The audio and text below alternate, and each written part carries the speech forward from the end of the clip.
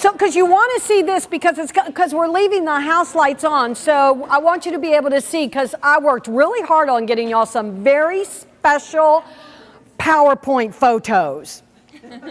And I don't want you to miss some of them, okay? Do we get extra points for moving to the front? You get 50,000 points. Oh. Yes. Anybody on the front, 50,000 points, okay? We started here, so we get what? Oh, because you were psychic? 30,000 points, okay? You, but see, she didn't negotiate. She could have negotiated, right? I said that's not right. I don't think. But that's, how would you negotiate that? Can we talk about it? Of course. Of course. I love it. Well, we've got a great group of people here. So tell me this, has anybody ever been through change? Am I the only one? Okay. Oh, I'm sorry. I got carried away. Gosh, I got to be introduced. Y'all don't know me. You've never seen me. Thank you. Now that you've got them captive, I need to let them know. Okay. First off, I want to welcome you. Thank you for your patience. I need to let you know that you need to set your cell and your pager on silent, please. The emergency exits are located around the room. As you can tell, you need to go out to the hallway, down the escalator to the ground level, and exit out to the street in front of this building. The restrooms are on either hallway outside the grand ballroom, and there will be questions and answers that will be taken at the close of this presentation, unless Are we going to be able to get it to where the room doesn't look so empty? So now I would like to let you know a little bit about Cecilia Rose. This presentation is called The Edge of Change. Will you jump or fly? Cecilia Rose is an ICF credentialed coach with 15 years as a trusted advisor and career and change management strategist working with global Fortune 50 and 500 companies. Her passion is partnering with senior executives to achieve their personal and business goals while engaging their leadership skills. She leads and facilitates executive roundtables and has made presentations on how to navigate corporate change, sales and marketing strategies, career management, leadership development, and emotional and relationship intelligence. I know we're going to all enjoy this. Please join me in welcoming Cecilia Rose. Ah.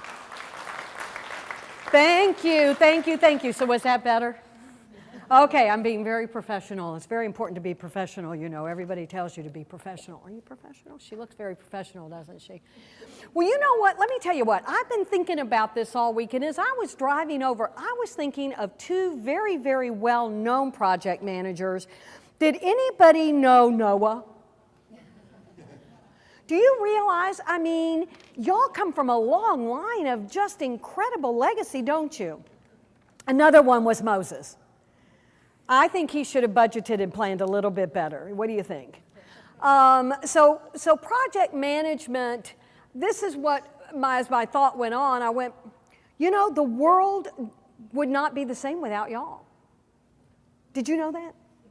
So what one way would you say that the world wouldn't go without you? There would be no. You wouldn't be here at the conference? No, there would be nothing. I mean, no buildings, no. Wow. Food, nothing. Isn't that amazing? Amazing. You didn't know how powerful you were and how important you are. Yeah. Who else? Anybody else know why project management's so important? Okay. How did y'all get into this line of work? You just woke up there one day and said, hey, I'm a project manager?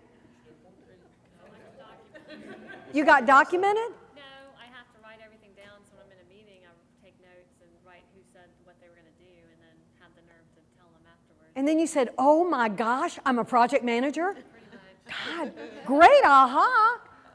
And does everybody know our friend Larry that saved the day? He got us going. So who else? Somebody else had their hand up over here. Okay, now you're faking me off. Somebody else had their hand up over here. Well, I was just saying that you're psychic. You were saying that sometimes the projects just fall into people's laps.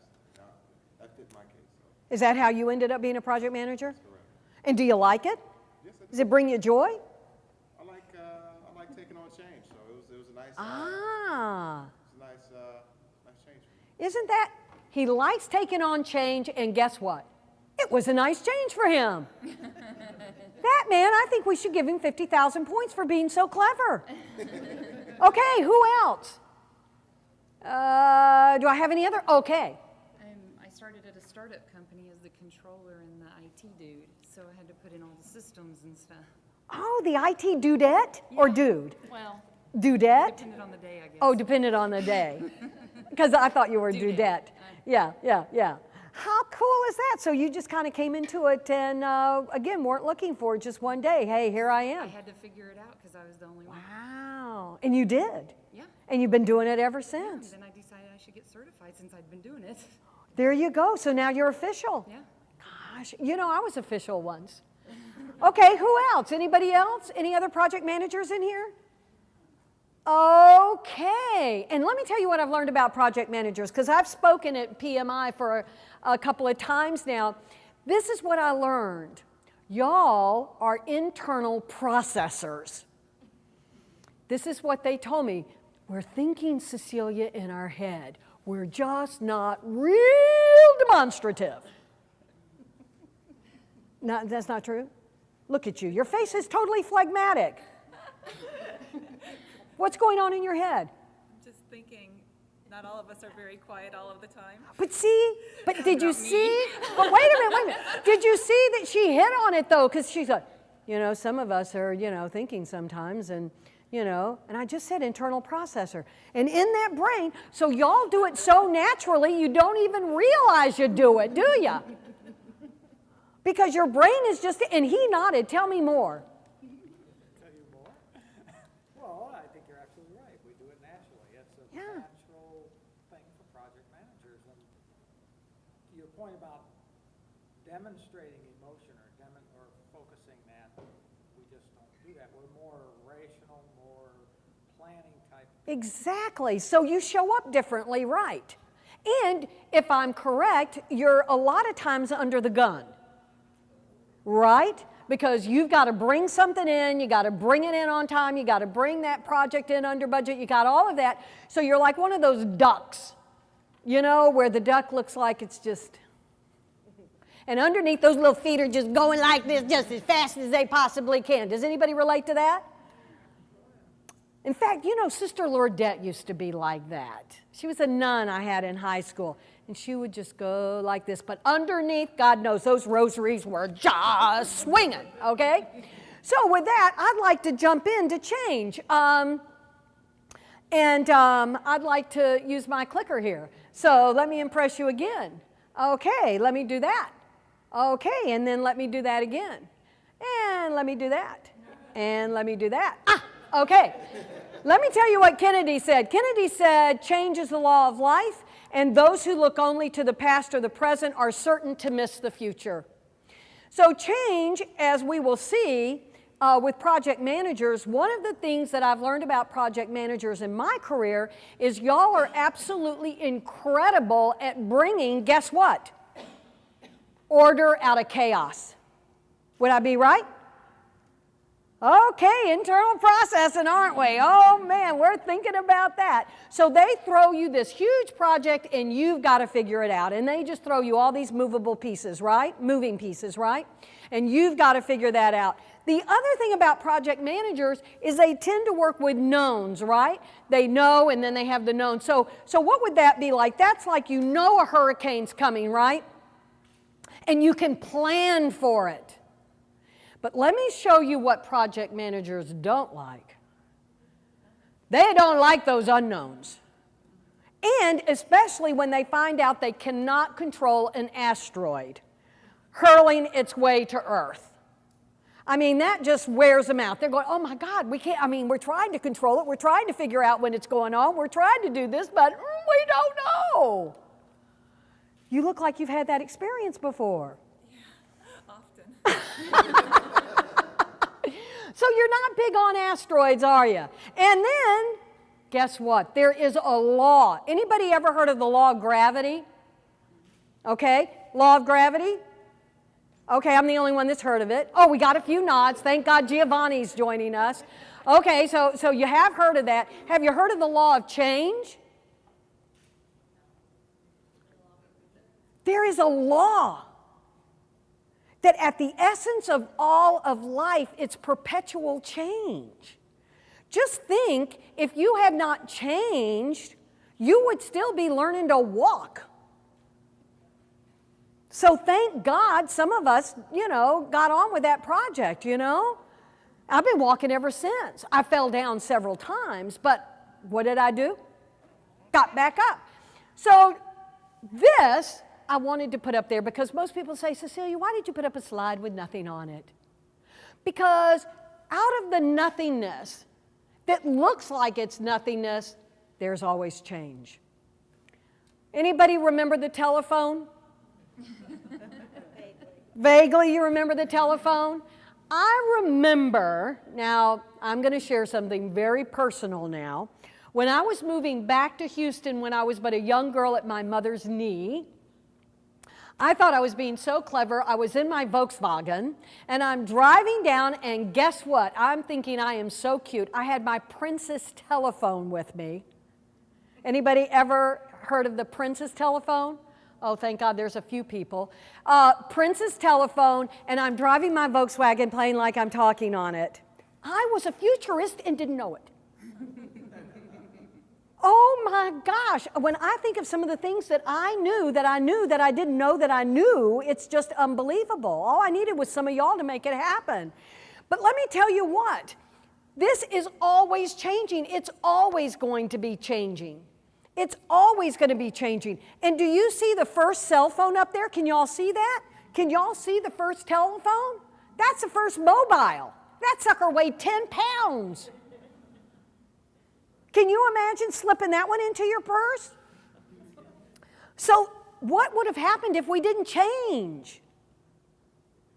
And how many of you, when you get your BlackBerry and then the company says, well, we're updating it, we're doing something, and you're going, I just learned this one.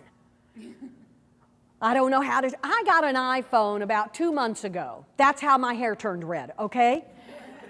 I am sitting there going, oh my God, I've called more people unintentionally at the most god-awful hours of the night. I have called them out of my purse and didn't even know that they're sitting there going, hello, hello, hello, and my purse doesn't talk. So nothing's going on there, and they're thinking, what is this woman going on? Then I got a text today, actually from Mike, and I wanted to return it, and it didn't show me how to return it. So we're all constantly learning and changing because guess what? It's in our genes. We got the gene for it. And then we have new technology. That was new technology at one point. Do you know what Orville and Wilbur's daddy said? Nobody knows.